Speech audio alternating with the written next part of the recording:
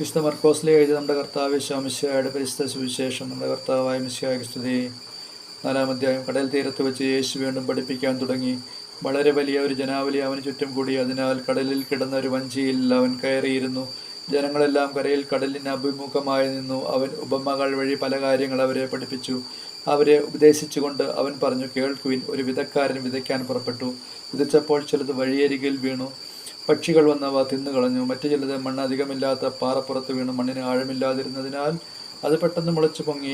സൂര്യൻ ഉദിച്ചപ്പോൾ അത് വെയിലേറ്റ് വാടുകയും വേരില്ലാതിരുന്നതിനാൽ കരിഞ്ഞു പോവുകയും ചെയ്തു. വേറെ ചിലത് മുൾച്ചെടികൾക്കിടയിൽ വീണു. മുൾച്ചെടികൾ വളർന്ന് അതിനെ ഞെരുക്കിക്കളഞ്ഞു. അത് ഫലം പുറപ്പെടുവിച്ചില്ല. ശേഷിച്ച വിത്തുകൾ നല്ല മണ്ണിൽ പതിച്ചു. അവ താഴ്ച വളർന്ന് 30 മേനിയും 60 മേനിയും 100 മേനിയും ഫലം വിളയിച്ചു. അവൻ പറഞ്ഞു, കേൾക്കാൻ ചെവിയുള്ളവൻ കേൾക്കട്ടെ. അവൻ തനിച്ചായപ്പോൾ 12 പേരും കൂടെ ഉണ്ടായിരുന്ന മറ്റുള്ളവരും ഉപമകളെക്കുറിച്ച് അവനോട് ചോദിച്ചു. അവൻ പറഞ്ഞു, ദൈവരാജ്യത്തിൻ്റെ രഹസ്യം നിങ്ങൾക്കാണ് നൽകപ്പെട്ടിരിക്കുന്നത്. പുറത്തുള്ളവർക്കാകട്ടെ എല്ലാം ഉപമകളിലൂടെ മാത്രം. അവർ കണ്ടിട്ടും കാണാതിരിക്കുന്നതിനും കേട്ടിട്ടും ഗ്രഹിക്കാതിരിക്കുന്നതിനും, അങ്ങനെ അവർ മനസ്സ് തിരിഞ്ഞ് മോചനം പ്രാപിക്കാതിരിക്കുന്നതിനും വേണ്ടിയാണ് അത്. അവൻ അവരോട് ചോദിച്ചു, ഈ ഉപമ നിങ്ങൾക്ക് മനസ്സിലാകുന്നില്ലേ? അങ്ങനെയെങ്കിൽ ഉപമകളെല്ലാം നിങ്ങൾ എങ്ങനെ മനസ്സിലാക്കും? വിതക്കാരൻ വചനം വിതയ്ക്കുന്നു.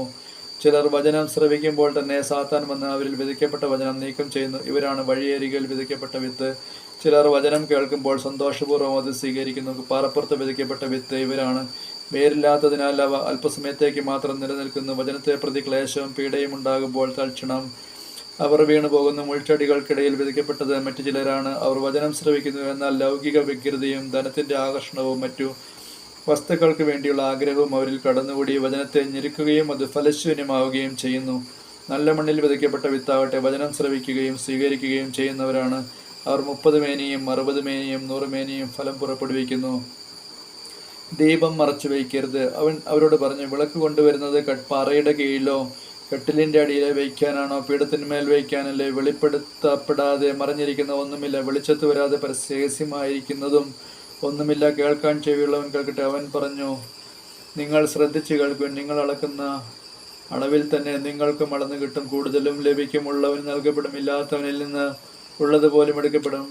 അവൻ പറഞ്ഞു, ദൈവരാജ്യം ഒരുവൻ ഭൂമിയിൽ വിത്ത് വിതയ്ക്കുന്നതിന് സദൃശ്യം. അവൻ രാവും പകലും ഉറങ്ങിയും ഉണർന്നും കഴിയുന്നവൻ അറിയാതെ തന്നെ വിത്തുകൾ പൊട്ടിമുളച്ച് വളരുന്നു. ആദ്യമില്ല, പിന്നെ കതിർ, തുടർന്ന് കതിരിൽ ധാന്യമണികൾ. ഇങ്ങനെ ഭൂമി ഫലം പുറപ്പെടുവിക്കുന്നു. ധാന്യം വിളയുമ്പോൾ കൊയ്ത്തിന് കാലമാകുന്നത് കൊണ്ട് അവൻ അരിവാൾ വയ്ക്കുന്നു.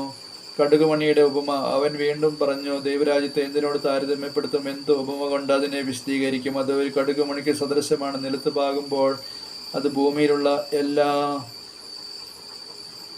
വിത്തുകളെയും കാൾ ചെറുതാണ്. എന്നാൽ പാകി കഴിയുമ്പോൾ അത് വളർന്ന് എല്ലാ ചെടികളെയും കാൾ വലുതാവുകയും വലിയ ശാഖകൾ പുറപ്പെടുവിക്കുകയും ചെയ്യുന്നു. അങ്ങനെ ആകാശത്തിലെ പക്ഷികൾക്ക് അതിൻ്റെ തണലിൽ ചേക്കേറാൻ കഴിയുന്നു. അവർക്ക് മനസ്സിലാകും വിധം ഇത്തരം അനേകം ഉപമകളിലൂടെ അവൻ വചനം പ്രസംഗിച്ചു. ഉപമകളിലൂടെ അല്ലാതെ അവൻ അവരോട് സംസാരിച്ചിരുന്നില്ല. എന്നാൽ ശിഷ്യന്മാർക്കെല്ലാം രഹസ്യമായി വിശദീകരിച്ചു കൊടുത്തിരുന്നു. കടലിനെ ശാന്തമാക്കുന്ന സായാഹ്നമായപ്പോൾ അവൻ അവരോട് പറഞ്ഞു, നമുക്ക് അക്കരയ്ക്ക് പോകാം. അവർ ജനക്കൂട്ടത്തെ വിട്ട് അവനിരുന്ന വഞ്ചിയിൽ തന്നെ അവനെ അക്കരയ്ക്ക് കൊണ്ടുപോയി. വേറെ വള്ളങ്ങളും കൂടെ ഉണ്ടായിരുന്നു.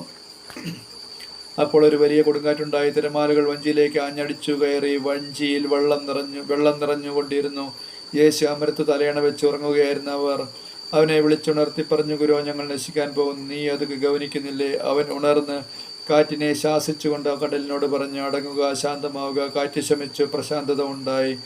അവൻ അവരോട് ചോദിച്ചു, നിങ്ങൾ ഭയപ്പെടുന്നത് എന്ത്? നിങ്ങൾക്ക് വിശ്വാസമില്ലേ? അവർ അത്യധികം ഭയന്ന് പരസ്പരം പറഞ്ഞു, ഇവൻ ആരാണ്? കാറ്റും കടലും പോലും ഇവനെ അനുസരിക്കുന്നല്ലോ. നമ്മുടെ കർത്താവായ മിശിഹായ്ക്ക് സ്തുതി.